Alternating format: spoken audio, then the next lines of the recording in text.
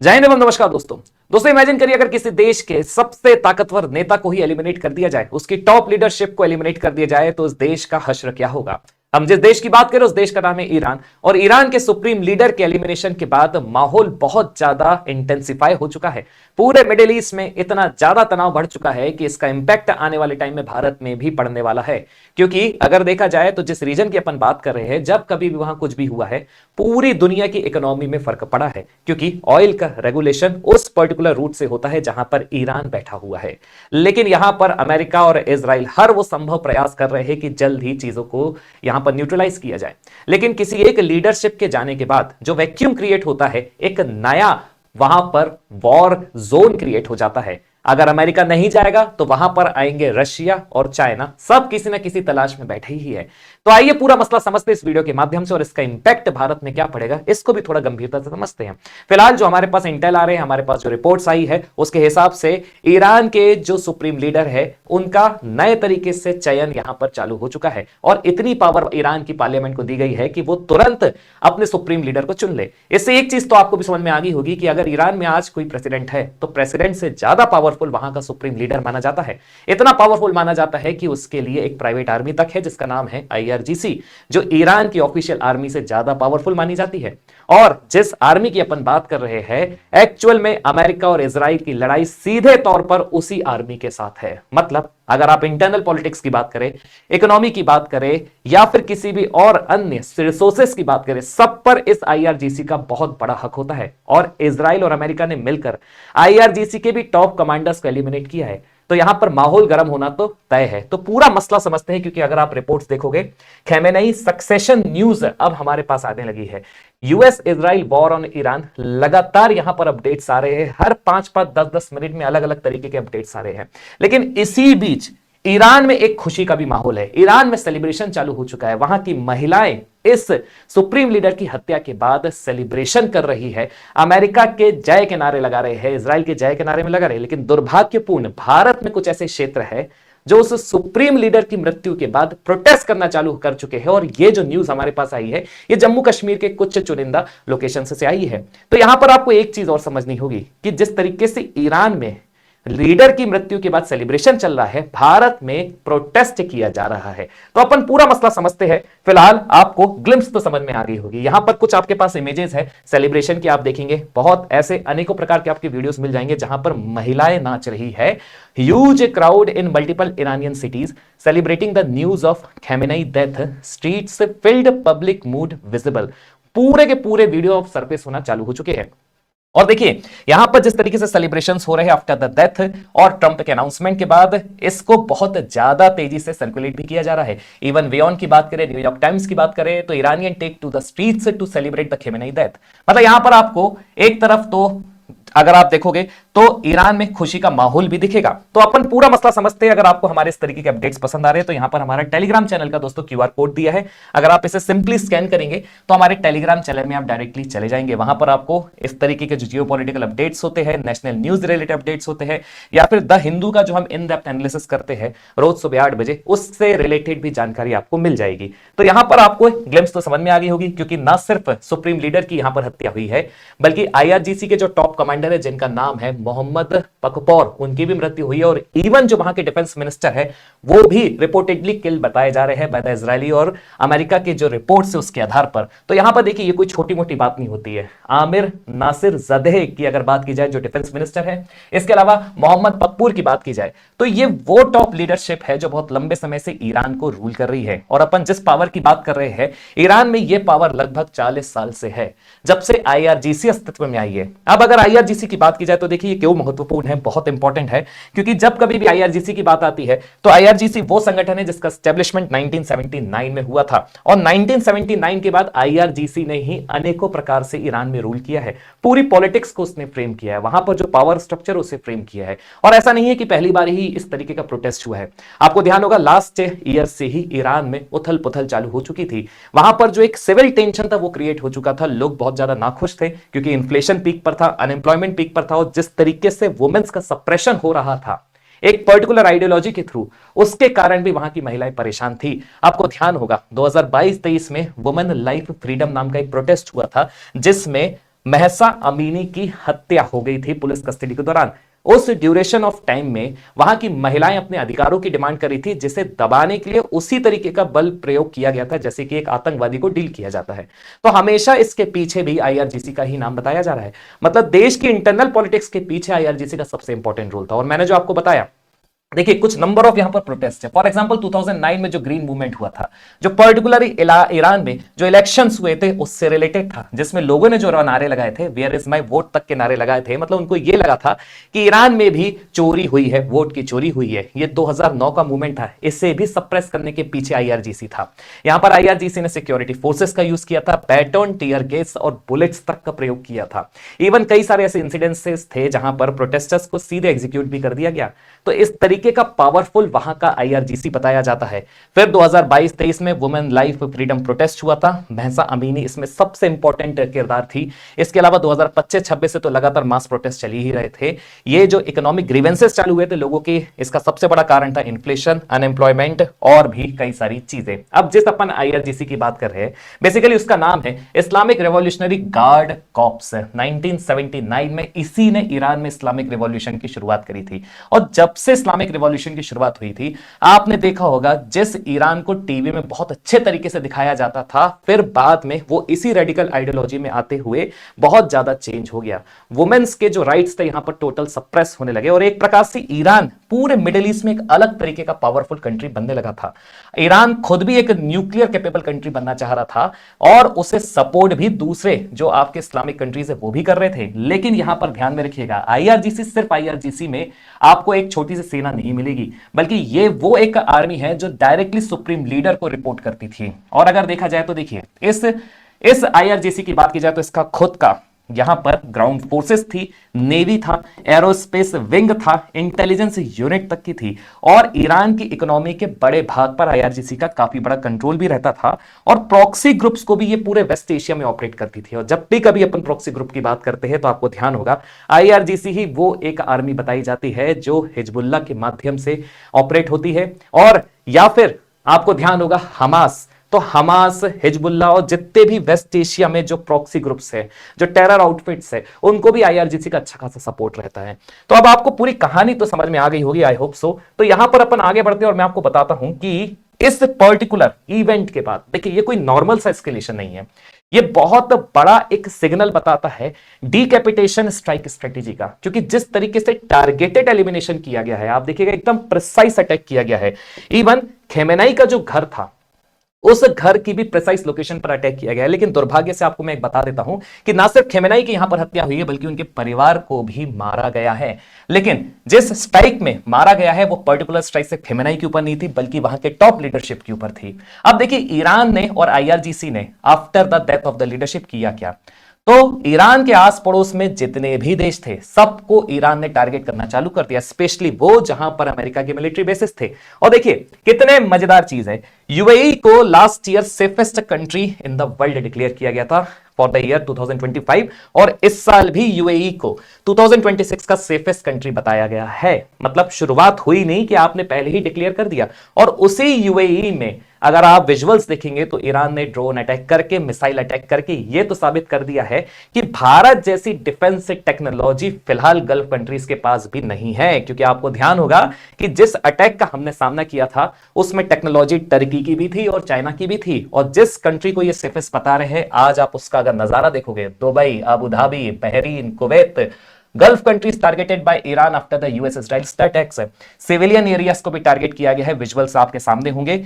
Even यहां पर बस आपको एक चीज नोट करने वाली है कि ईरान और आईआरजीसी ने टारगेट सिर्फ उन्हीं जगहों पर किया है जहां पर अमेरिका के मिलिट्री बेसेस है या वो देश जो अमेरिका के एक स्ट्रेटेजिक अलाय है। और अमेरिका भी बड़ा गजब देश है, अमेरिका के सबसे ज्यादा मिलिट्री बेसेस आपको मिडिल ईस्ट में ही देखने को मिलेंगे। कहने का मतलब जहां तेल वहां अमेरिका। मैं आपको कुछ लोकेशंस बताता हूं जो आपको ध्यान देना होगा। पूरे मिडिल ईस्ट में अगर अमेरिका का कोई सबसे बड़ा मिलिट्री बेस है तो उसका नाम है अल अदीद एयर बेस, जो कि कतर में लोकेटेड है। और ये जो एयर बेस बताया जाता है ये अमेरिका का पूरे मिडिल ईस्ट में सबसे बड़ा मिलिट्री बेस है। सेंटकॉम कहा जाता है इसे, largest based in the middle east. अब देखिए ईरान की अगर बात की जाए तो ईरान ने Harir air base, Al Asad air base, Al Tanf garrison, Ali Salem air base, फिर यूएस नेवी फिफ्थ फ्लीट जो सबसे इंपॉर्टेंट बताई जा रही है फिलहाल, इसके ऊपर भी अटैक करना चालू कर दिया और इवन अल दाफरा एयरबेस जो यूएई में लोकेटेड है इसके ऊपर भी टारगेट करना चालू कर दिया है। कुल मिला के ईरान ने कोई कसर नहीं छोड़ी है पूरे तरीके से अमेरिका को काउंटर करने में, और इवन इजराइल भी लगातार जो ईरान के ऊपर हमला कर रहा है। तो आप समझ सकते हैं कि पूरा मिडिल ईस्ट वापस से उसी जगह पर आकर खड़ा हुआ है जहां से आज से कुछ साल पहले वो खड़ा हुआ था। पर्टिकुलरली अपन बात कर रहे हैं तो यहां पर पूरे के पूरे मिडिल ईस्ट अगर कहीं भी कुछ भी होता है तो पूरे दुनिया में इसका इंपैक्ट पड़ता है। यहां मैं माफी चाहूंगा कि भारत का मैप यहां पर अधूरा है, इसके लिए मैं क्षमा चाहूंगा। मैंने भी अभी देखा तो इसके लिए मैं पर्सनली आप सभी से क्षमा चाहूंगा, लेकिन फिर भी इसमें मैं सुधार कर दूंगा। तो आगे यहां पर देखिएगा, आपको ये पूरी लोकेशन समझ में आ गई होगी। अब देखिए ग्लोबल इकोनॉमी की अपन क्यों बात कर रहे हैं, क्योंकि ईरान लोकेटेड है पर्टिकुलरली उस रीजन पर जहां पर पूरे दुनिया का सबसे ज्यादा ऑयल निकलता है और फिर ऑयल का जो ट्रेड रूट है वो फिर रेस्ट ऑफ द वर्ल्ड में फिर वो सर्कुलेट होता है। तो यहां पर अगर आपको समझ में आ गया होगा तो ईरान ने इस अटैक के बाद इस पर्टिकुलर ट्रेड रूट को ऑब्स्ट्रक्ट करना चालू कर दिया है, रोकना चालू कर दिया, और ये डिक्लेरेशन खुद आईआरजीसी ने करी है।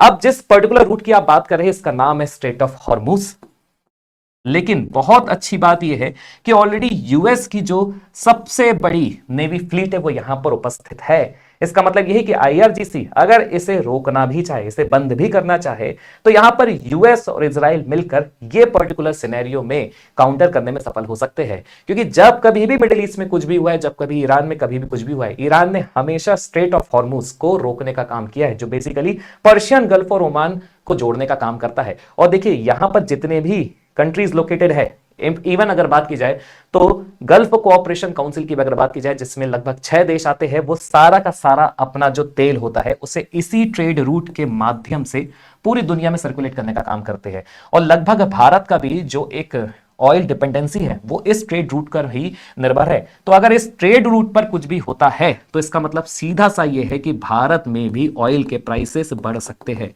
ऑलरेडी अगर देखा जाए तो भारत में ऑयल के प्राइसेस अभी कुछ लंबे समय से वैसे तो स्टेबल है, लेकिन हाँ पर बैरल की जब अपन बात करते हैं तो वो ऑलरेडी पूरी दुनिया में बढ़ चुका है।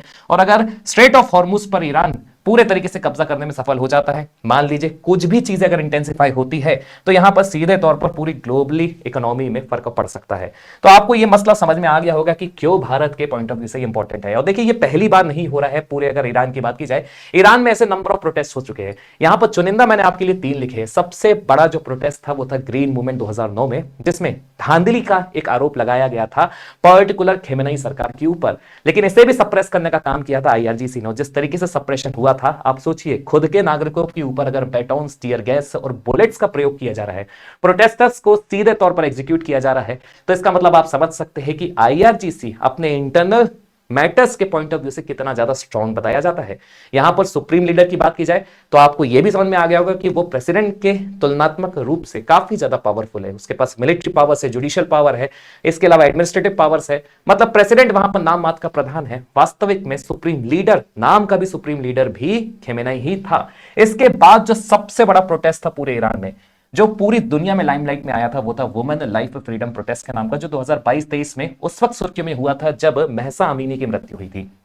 महसा अमीनी एक प्रकार से देखा जाए तो यहां पर वुमेन एम्पावरमेंट के लिए यह प्रोटेस्ट की शुरुआत हुई थी, क्योंकि आपको पता है ईरान में महिलाओं का जो हश्र था वो बहुत ही ज्यादा दर्दनीय था। एक प्रकार से बहुत ज्यादा उन्हें ऑप्रेस करके रखा जाता था, क्योंकि पर्टिकुलर जिस अपन आइडियोलॉजी की बात कर रहे हैं ईरान में, वो बहुत ज्यादा महिलाओं की फ्रीडम की बात नहीं करती, उन्हें बहुत ज्यादा रोका टोका जाता था। और इस मूवमेंट की शुरुआत के बाद महसा अमीनी एक ऐसी रोल मॉडल बन गई थी, जिसमें जब उन्हें शुरुआत करी थी तो देखिए middle class women students United under a new slogan, और जब उनकी मृत्यु होती है अंडर द पुलिस कस्टडी, तब और ज्यादा चीजें इंटेंसिफाई हो जाती है। लेकिन वही बात है, आईआरजीसी ने भी इसे उसी तरीके से ऑपरेस किया जैसे कि वो एक दंगाइयों को करता है। बहुत मास एग्जीक्यूशंस भी हुए थे, प्रोटेस्टर्स के ऊपर गोलियां भी दागी गई थी, तब जाकर ये पूरा सुर्खियों में था। इसके अलावा जो आपको पता होगा लास्ट ईयर से ही ईरान में काफी ज्यादा उथल पुथल चालू हो चुकी थी, मास प्रोटेस्ट वैसे भी चालू हो चुके थे, क्योंकि वहां के लोग लंबे समय से प्रोटेस्ट के कारण, अनसर्टिनिटी के कारण, इन्फ्लेशन, अनएम्प्लॉयमेंट, और फिर लास्ट ईयर जब इजराइल और ईरान के बीच में भी कॉन्फ्लिक्ट इंटेंसिफाई हो चुका था, इजराइल ने भी न्यूक्लियर फैसिलिटीज, चाहे वो एनरिचमेंट हो, डेवलपमेंट हो, इंफ्रास्ट्रक्चर, उसको भी टारगेट करना चालू कर दिया था।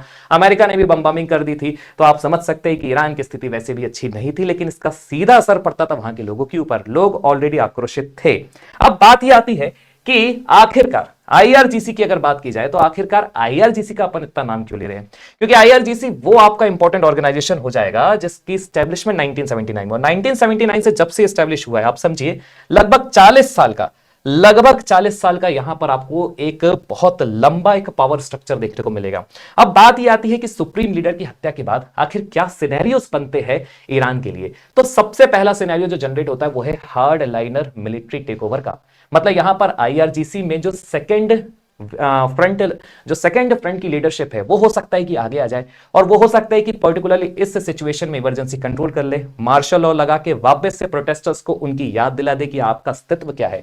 मैसिव रिटेलिएशन उसके बाद वो कर सकते हैं इसराइल के ऊपर और अमेरिका के वो बेसेस जो पर्टिकुलरली गल्फ कंट्रीज में लोकेटेड है। और वही बात है, ऑलरेडी हॉर्मुज का जो टेंशन है वो तो क्रिएट हो चुका है।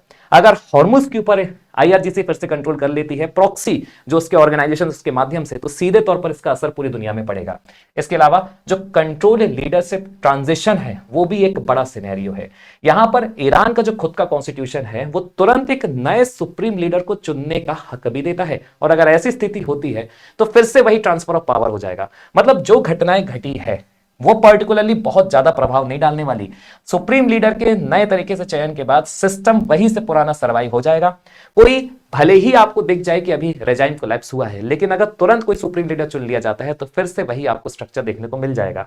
मतलब यहां पर फिलहाल अभी जरूरत है एक स्ट्रेटेजिक पेशेंस के अप्रोच की। इसके बाद जो तीसरा सिनेरियो है इंटरनल पावर स्ट्रगल। मतलब यहां पर जो हमेशा से क्लेरिक्स और आईआरजीसी के बीच में राइवलरी चली है वो देखने को मिल सकता है। रीजनल प्रॉक्सी ग्रुप फिर होगा ये कि इंडिपेंडेंटली एक्ट करना चालू कर देंगे। इससे ईरान में जो फ्रेगमेंटेशन है वो बढ़ जाएगा और सिविल अनरेस्ट जो है वो और ज्यादा क्रिएट हो जाएगा। सीधे तौर पर वहां के लोगों पर ही असर पड़ेगा। और जो लास्ट सिनेरियो है वो एक्सटर्नल एस्केलेशन का, जो सबसे खतरनाक हो सकता है, जो डायरेक्टली लीड कर सकते हैं वर्ल्ड वॉर 3 में।